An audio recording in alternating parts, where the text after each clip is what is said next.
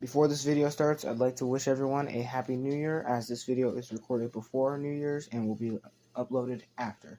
So Happy New Year's, everyone. And without further ado, I hope you guys enjoy this video of the Andrea Doria. Enjoy. The date was July 17th, 1956. An Italian ocean liner known as the Andrea Doria would depart from Italy on a 9-day voyage from Italy to Nantucket, Massachusetts. Little did the crew and passengers know this would be the last time the Andrea Doria would ever set sail, and this would be the last voyage you would ever see. America's newest and biggest liner, the United States, leaves Newport News, Virginia, for a trial run in the Atlantic. The designers expect the $70 million superliner will sail faster than any commercial vessel ever built. The United States, now under her own power for the first time, is to undergo 2 days of tests. She won't enter the Atlantic run until July. 990 feet from stem to stern, she weighs in at 52,000 tons, 30,000 less than the Queen Elizabeth. Hello, everyone, and welcome back to the SS United States channel, where we talk about the SS United States and other ships. And guys, I know it's been a while, yes, so I come back, and this is the final time I've been on my break. Alright, guys, from now on, I'm not gonna be on no more breaks or whatever, and I'll explain that more in the, at the end of the video. But one of the reasons why I was gone so long is, everyone, meet Jasper. He's my new puppy. He's 9 months old and he's adorable. So if you do hear walking in the background of the video or scratching is on the floor, it's from Jasper right here walking around on his paws. So yeah, he is 9 months old. His name's Jasper. He's a multi-poo dog. Yeah. So he is one of the reasons why I've been gone. And yeah. He's tired, so he's gonna be laying down, hopefully. But anyway, today's topic, if you don't realize from the intro, hopefully you guys like the little intro I did. But today's video is the Andrea Doria. So without further ado, let's go ahead and get into it. So when we're talking about the Andrea Doria, we need to go back to kind of like the interwar period. Italy had just gotten out of World War II. Losing most of its liners, like the SS Rex and its sister ship, who I can't remember on the top of my head, but I do know it had a sister ship, and I do know it was lost, I think, either in the war or shortly after. But the Italian line had been created before the war by fascist dictator Mussolini, of course, by creating kind of like a monopoly, kind of like the IMM, putting a bunch of Italian lines together, creating the Italian line, one big ocean liner company. And their main project was the now famous SS Rex. This ship would serve a few years before World War II would happen and it would get bombed. Now, what this has to do with the Andrea Doria, you may ask? Well, let me tell you. This involves Andrea Doria because this involves the very conception of the Andrea Doria. This was built on the Andrea Doria. Now, the Italian line after World War II was really weak. It lost a lot of its ships during the war, and its prideful fleet, the SS Rex, of course. Now, after this, they kind of wanted to make a new class of ships that would kind of bring them back in the market, get them back on track, kind of. So, and these two ships would be known as the Andrea Doria and the Cristoforo Colombo. Now, this ship would be laid down in January 19th, I believe, 1956 in Italy. And it would be fitted out for the next year, and then it would be eventually launched in 1951.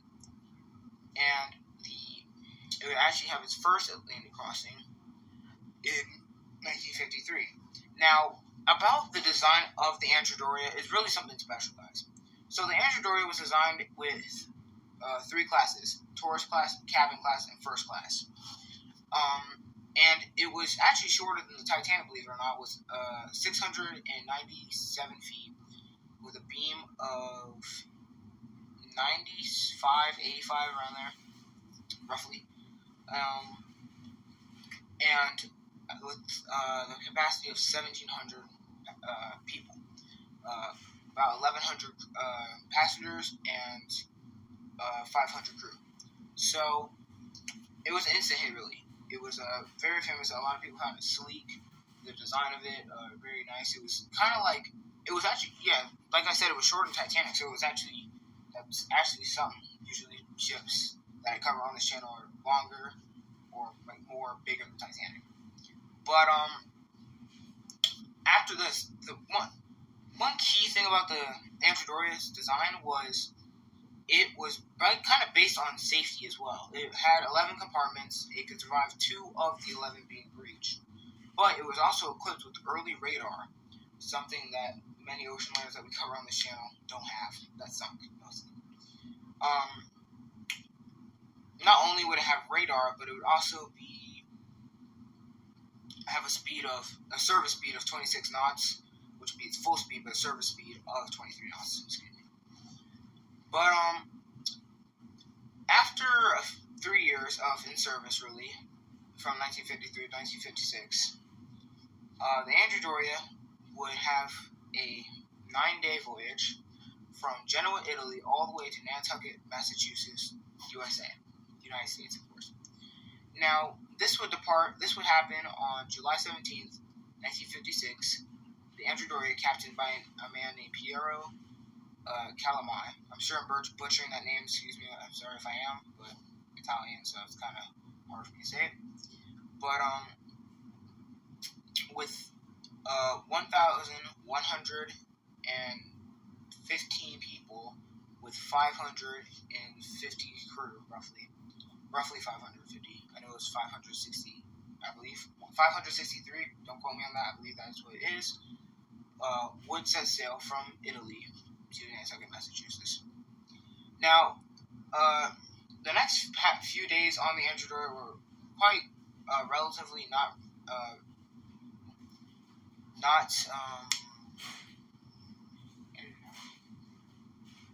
that quite eventful. Now, when this happened, around maybe 5 days into the into the voyage, another ship known as the Stockholm, a Swedish-American ocean liner, actually 2 times smaller than the Andrea Doria, would set sail, headed its way for Sweden. Now, something about the Stockholm is, like I said, it was way shorter than the Andrea Doria, and it was also had radar, which will come in play later. But for now, life on board the Andrea Doria was quite uneventful until July 25th, 1956. While on its way to Sweden, the Stockholm would pick something up on its radar. Now, on its radar, it was 12 miles away. Now, keep in mind, at this time, a heavy fog came up from the water, creating a screen of just fog. So both ships had to rely on the radar.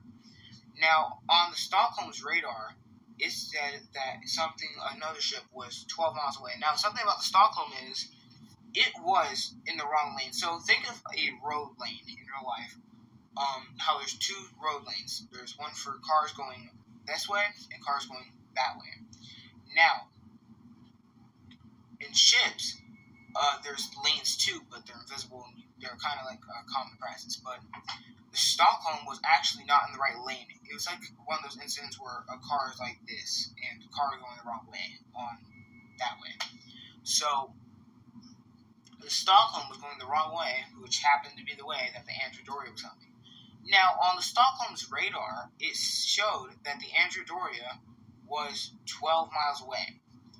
Now, it's believed that the Andrea Doria's and the Stockholm's radars were set differently, which is why it got it wrong. But the Stockholm changed direction so it would avoid the Andrea Doria, which the Stockholm showed up on the Andrea Doria's radar as well.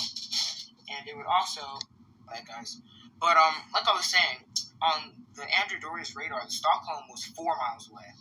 So it actually turned direction, but, the Andrea Doria was actually saw the Stockholm before the Andrea Doria saw the Stockholm before the Stockholm kind of saw the Andrea Doria, so the Andrea Doria had already turned and now both ships were going like this. This is the Andrea Doria, this is the Stockholm. It was on that collision.